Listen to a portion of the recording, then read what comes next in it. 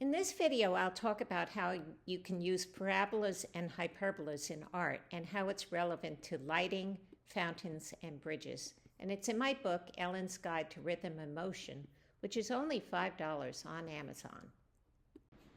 If a cone is cut by a plane, we see various shapes.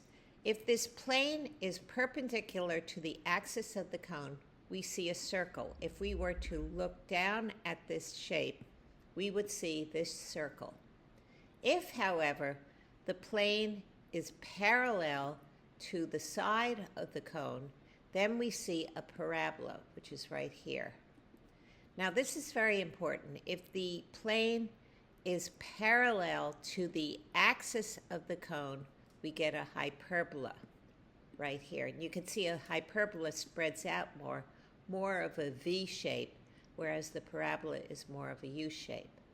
And then for any other plane cutting this cone, we get ellipses. So the most important one I want to point out here is the hyperbola, which is parallel to the axis of the cone. Let's first talk about hyperbolas. And you see hyperbolas in cooling towers, which I'm sure is in a lot of your art, and in guitars. But let's talk about lighting, because hyperbolas are essential in lighting.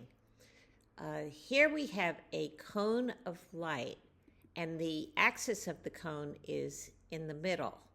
And this axis is parallel to the wall that's cutting that cone of light, just as I told you about hyperbolas.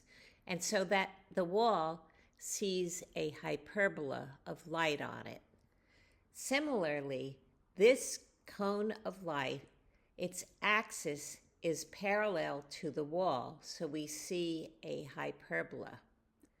And this is another example of hyperbolas, and this is a hyperbola in perspective, again, because this cone of light, its axis is parallel to the wall that's cutting into that light. In this situation, we again have a lamp that has a vertical axis. But this time, we're looking at the light on a horizontal top. So this horizontal top is perpendicular to the vertical axis. And as a result, we see a circle of light on this horizontal top. In the second case, the spotlight is hitting the vertical plane at an angle, so we see an ellipse.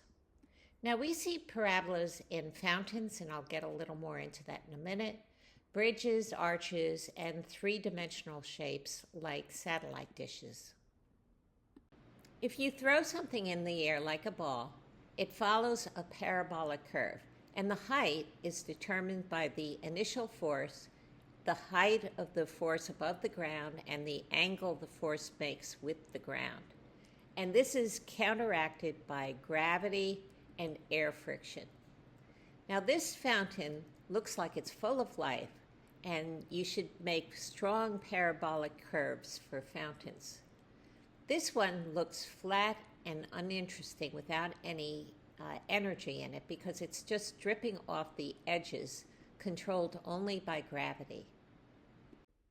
The stream of water from the pitcher to the boy's mouth is an implied line. We don't actually see it, but it's the most important line in the painting because it connects the pot to the boy. And I drew this implied connection right here, and you can see that it's part of a parabola because it goes horizontally as well as vertically. If the pitcher were above the boy's mouth and water was just dripping down into his mouth, the image would only show the force of gravity, so it would lack movement and energy. I'm now going to show you a few ways to draw parabolas, and this one is based on a suspension bridge. So start with the vertical line and the horizontal line going into the distance and number them. And then we connect number 4 on the vertical line to number 1 on this horizontal receding line. We connect number 3 to number 2, number 2 on the vertical line to number 3 over here, and number 1 to number 4. And when we do that, we get a parabolic curve. Get rid of the yellow lines, put in some vertical lines for stability, and then duplicate the parabolic curve, and you have drawn a suspension bridge. Another way to draw parabolas or hyperbolas is to start with a vertical line with dots that are spaced equally apart. And then for each one, for example, with this white one, I drew converging lines to establish this white plane right here. And then I used the yellow one to establish this yellow plane right here. And then you can see I used the orange one to establish this orange plane, and so on. And you get something like this, which looks like a curving path. And then a third way to draw a parabola is to find each one of these blue dots. So we start with a line and a center. And we find the blue dot by finding the distance, for example, distance B from the line to the blue dot. And this distance B is equal to the distance from the blue dot to the center. Similarly, in A, we find this distance A, which is from the line to the blue dot, and it's equal to the distance from the blue dot to the center. And this is actually the definition of a parabola.